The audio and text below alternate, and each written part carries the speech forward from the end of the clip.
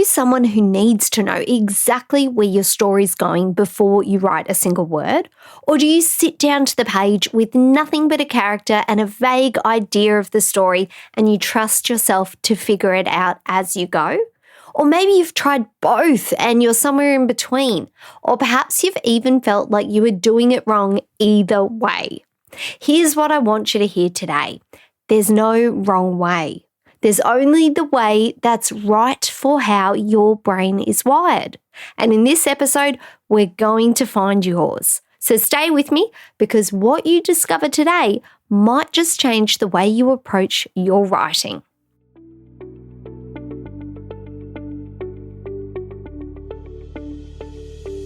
If you feel called to write a book, but writer's block, procrastination, and self-doubt keep pulling you from the page, you're not alone, and you're not meant to stay stuck.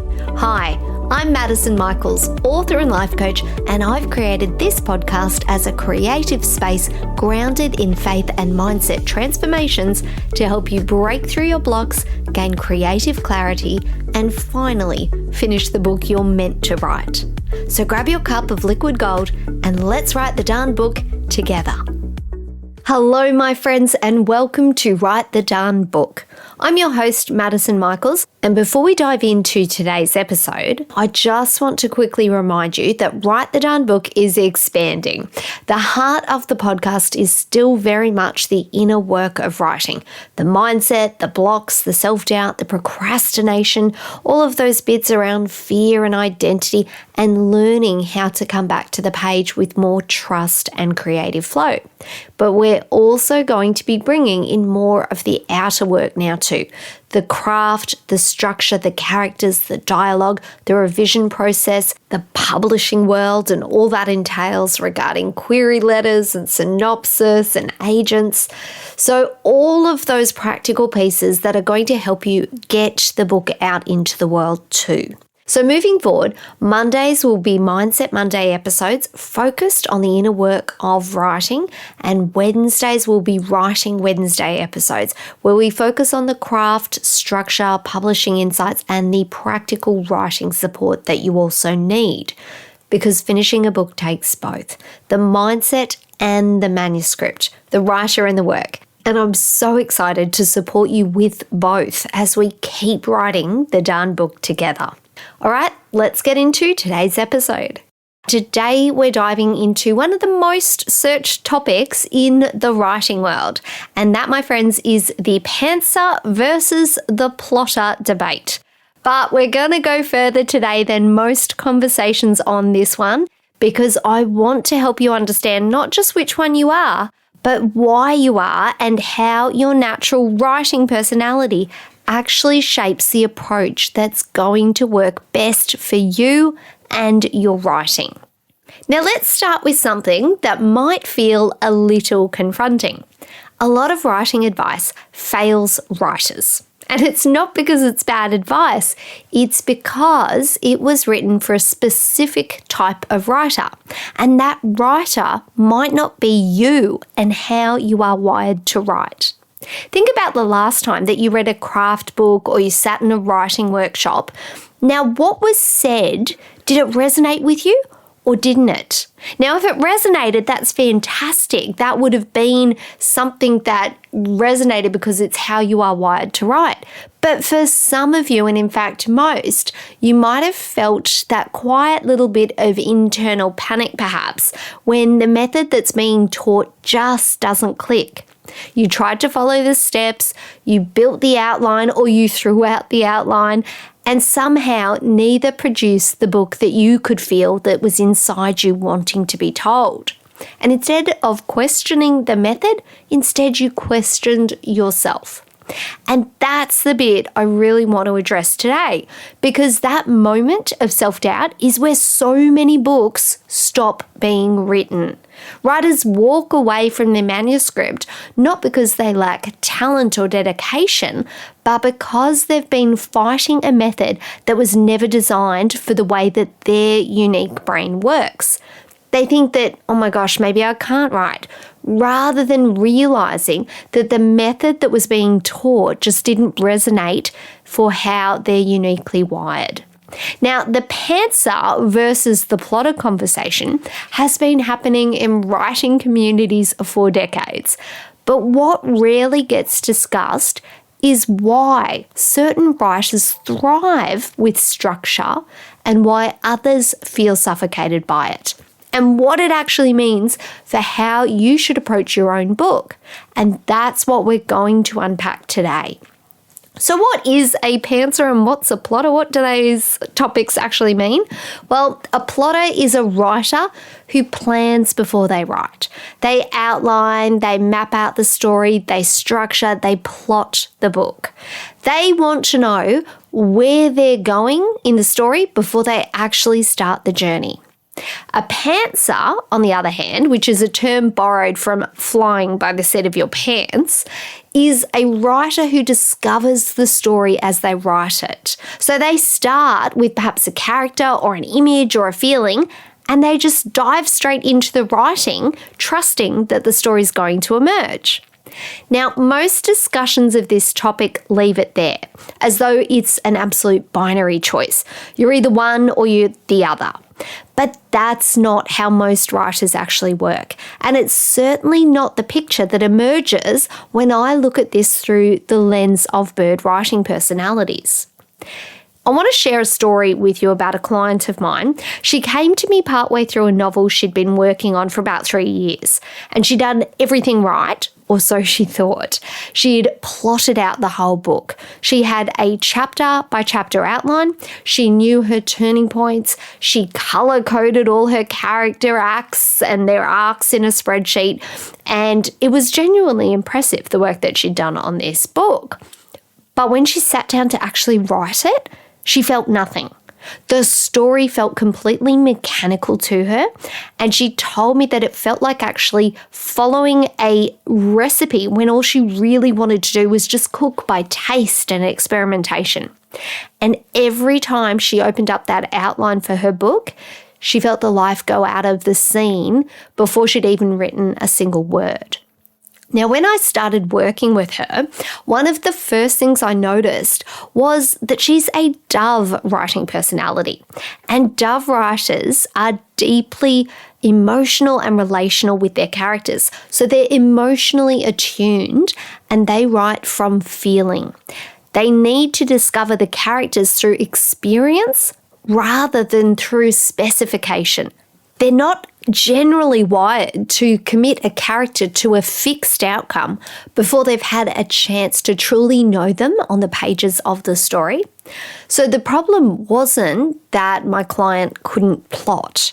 The problem was that she'd adopted a plotting method designed more for an eagle or an owl writer, so someone who finds safety and momentum with having a very clear writing map in front of them, whereas she'd forced that onto her creative brain that actually needed freedom and discovery to function as her best writing self.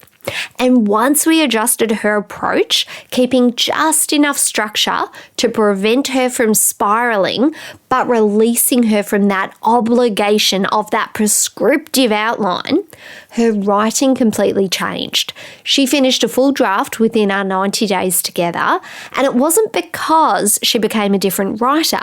It was finally because she started working with her unique wiring as a writer instead of working against it. So let's get into the actual teaching today, because I really want to give you something that you can, sink your teeth into and take away from the episode. Let me walk you through how each bird writing personality tends to experience the spectrum from plotter to pantser. Because I think when you hear your own patterns described back to you, something's going to click into place. Before we get into each type, I really want to mention something that's important too, because if you walk away from this episode thinking I'm a plotter or I'm a pantser because I have a certain dominant personality, as though it's a fixed identity, then I haven't done my job properly. The truth is that most writers are a combination of different personality types, which means that they can be a combination of being a plotter or a pantser. And sometimes that changes depending on the season of life you're in or the book you're writing. So that's important to keep in mind in terms of whether you resonate with each personality type and, whether you are a plotter or a pantser. Now, you might outline meticulously for one manuscript because the story might have arrived fully formed with a real clear structure and characters that were already just fully fleshed out inside and that you understood. And when you go to write the next book, you might think, fantastic, that worked so well for me for book one. For book two, I'm going to do the same thing. But then when you come to outline it, you're, oh my God, this isn't working. I feel suffocated by trying to plot it all out. So sometimes replicating the process that worked for one book or for last time when you wrote doesn't necessarily work for each and every other book. Now, sometimes it does too, but you need to be aware that when life and seasons change and books require some things sometimes from you as a writer that a different book didn't. So you do need to be able to adapt to those things. So none of this is about putting you into a box. It is about giving you awareness as to strategies that you could use regarding plotting or pantsing or somewhere in between. All right, so that is what we're going to be discussing. Sometimes it's just about giving yourself permission to listen to what the particular book or what particular point in life you're at is actually calling for you and asking of you. So that's really important too. Now, I'm going to start with giving you an overview of how each main personality type generally approaches plotting and pantsing. And remember, though, that sometimes these will apply and sometimes they won't, particularly if you're a combination personality type, which most of us are.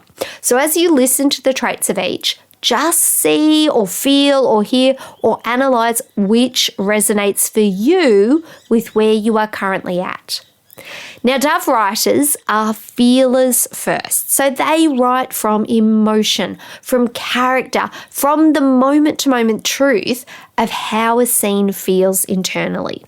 Heavy pre-plotting can actually shut down a Dove's creative instincts before they even get started. So it often pulls them out of that emotional, relational, intuitive space where their best writing lives. Dove writers often do best with what I call a heart map approach. That's knowing their character's emotional journey without being locked into every plot point. And they need to know where the heart of the story is going, even if the road isn't fully paved. Now, our writers are analytical and detailed orientated, and they can find enormous freedom, perhaps counterintuitively, inside structure. An owl who tries to pants their way through a novel rather than actually plot it out can sometimes become paralyzed because there's too many unresolved questions, too much uncertainty. Owls tend to be natural plotters, but they also do risk over planning to the point of never actually starting. So the coaching I often do with owl writers is about creating a detailed enough outline that they feel safe and then giving themselves permission to let the outline breathe and evolve. Peacock writers are energetic, big picture, big ideas writers. They love the spark of a new concept, and they're often brilliant in the early stages of a project. But peacocks can lose momentum when the middle of a book requires sustained focus without the novelty of a beginning. Peacock writers often benefit from a flexible structure, enough of a roadmap perhaps to keep them moving without so much detail that the excitement disappears. They need to see the destination, but they thrive when the journey still holds all of these unexpected turns and surprises and twists in it. Eagle writers are the goal-orientated, the efficient, the results-focused writers. An Eagle writer typically wants to write in the fastest path that they can from idea to a finished manuscript. And they're often natural plotters because outlining feels productive and purposeful. The risk for an Eagle, though, is moving so quickly through the planning phases that the emotional depth of the story doesn't get the space it needs. Eagles often benefit from deliberately slowing down in the character development phase and making sure that they know not just what happens, but why it matters. Now, here's where it gets really interesting, and this is the part of the conversation that most discussions about plotting and pantsing completely skip over. Most writers aren't one pure bird personality type. They're a combination, and that combination can create genuine internal tension around how you approach a manuscript. If you're predominantly an owl with a strong secondary trait of peacock, for example, part of you is craving structure and clarity. So, that natural affinity for plotting. But the peacock in you, the part that craves that excitement, the creative freedom, the discovery of writing, can actually feel really stifled with plotting. So you have two impulses fighting against each other, almost like they're at war with each other. And especially that comes to the forefront when you are staring at a blank page, trying to decide whether you should outline or whether you should just begin writing. Now, I actually experienced this myself. I'm predominantly an owl, but I have real traits of peacock, eagle, and dove as part of my modality and personality makeup. Now, my book, The Elusive Earl, that was my second book. I outlined that in detail. Like literally I went through from beginning to end. The story was just like a download in my mind. And I went through and I did plotting index cards for each scene, and it was all sequential and it all flowed. It was amazing to plot out. Like I had so much fun doing that. And then when I actually sat down to write, I wrote it so quickly and so effortlessly and easily. And I thought, oh my God, fantastic. I have found my mojo. I'm a plotter. This is brilliant. But then when it came to my next story, my third book, I was like, all right, I'm going to sit down. I'm going to plot it all out. I'm going to outline. I'm going to do the exact same thing. But guess what? It didn't work. I felt stifled and I felt as though I had no freedom to write. I couldn't do it. So I realize now when looking back that was my peacock personality really coming to the forefront when I wrote my third book. And I actually just needed to dive into the writing and discover the story as I went. Yes, my owl required a rough guidance outline in terms of where the story was actually progressing to. But in terms of trying to outline it fully, it just wasn't working for me for that story. So I want you to keep that in mind with your own personality types and how you approach plotting or pantsing, because sometimes you need to adapt to whatever is going on for you right at that point in time. And having that awareness of your different personality traits can help you to realize, well, hold on, this outlining, even though that should be what my personality is, appreciates and likes to do, it's just not working for me at this stage. So I'm going to lean into my peacock personality side and I'm just going to dive in and write. And that works for all different personality types. So having that awareness so you can make a conscious choice about which part of yourself that your current manuscript is calling for you to access, you've got to trust that. Yeah, because that is going to help you actually get into creative flow. So here's what I want you to take away from today's episode and teaching. The pantser and plotter spectrum isn't a personality test that you pass or fail. And your bird type isn't a box that tells you which side of the line you belong on. They're simply pieces of self-knowledge and awareness that are going to help you design a writing process that actually works for how you are uniquely wired to write. And that process might look different from every other writer's process. And that's not just okay, that's the actual point. So I want to offer you 4 practical questions that you can ask yourself to help identify where you land right now. And I say right now deliberately because your approach to your writing can shift depending on the project, can shift depending on where you're at in life, and how much you've developed your craft. It can depend on what the story itself is calling from you. So the first question is, when you think about your current book, does having a detailed outline make you feel relieved, or does it make you feel suffocated? Now, if detailed planning makes you feel safer and more confident, you're likely a plotter at heart, or at least for this book, and you might have some strong owl or eagle tendencies. But if it makes you feel like the story's already over before you've even written one word, then you're probably a pantser, or at least for this book you are, and you might also have strong dove or peacock tendencies. Now, the second question is, have you ever abandoned a project mid-draft? So if you've pantsed your way into the middle of a story and then lost the thread, it might be a signal that you'd benefit from a little more structure. Not a rigid outline necessarily, but a directional map. But if you've plotted out a book meticulously and then you couldn't make yourself keep writing it, the opposite might be true. So you might have over-plotted the story or over-planned it, and you've lost the spark of the story itself.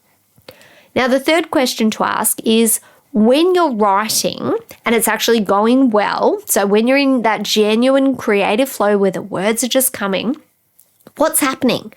Are you following a plan or a plot, or are you actually discovering the story as you write? The state in which your best writing happens tells you so much about where your creative energy is living. Now, the fourth question to ask is, what does your natural thinking style look like? Do you tend to think in systems or sequences, or in images and feelings?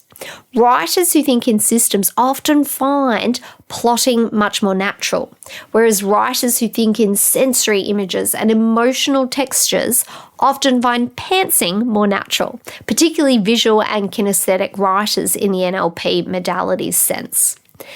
Now, keep in mind, most writers, when they're honest about their process, they land somewhere in the middle of the spectrum. They're plotters who leave room for discovery, or pantsers who give themselves just enough structure to avoid getting lost. And this is sometimes called plantsing. It's like that in-between of plotting and pantsing. You're a plantser. It sounds funny, right? But I want to be clear that this isn't a half-hearted commitment to either approach. It's actually deliberate and strategic, and it's highly personal depending on your wiring. So the goal is never to become a perfect plotter or a committed pantser. The goal is to understand your natural tendencies well enough that you can design a process that removes the friction and keeps you writing. And sometimes that process needs to be adapted for each new book, because the book that doesn't get written because the method didn't fit, that's the real cost of you not knowing yourself as a writer. So if you take nothing else from today, take this. The struggle you've been experiencing with your writing process is probably not evidence that you're not a real writer. It's evidence that you've been using someone else's method that wasn't built for you. And you deserve a method that works for your unique wiring. If today's conversation sparks something in you, if you've heard yourself in one of those bird personalities, or you're realizing that the way you've been approaching your writing might actually be working against how you are naturally wired, then I want to invite you to take this awareness even further. Because I'm really excited to share that I've just opened up a brand new session in my coaching framework that's specifically designed for this.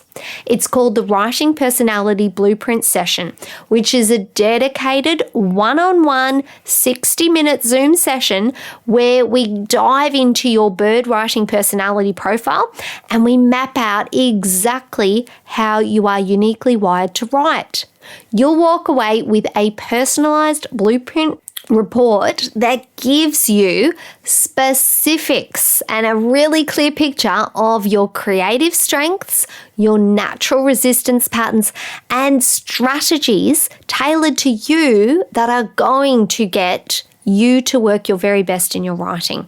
So it's not for writers in general, but it's specific to you and how you are wired, because that's the whole point of today's episode, isn't it?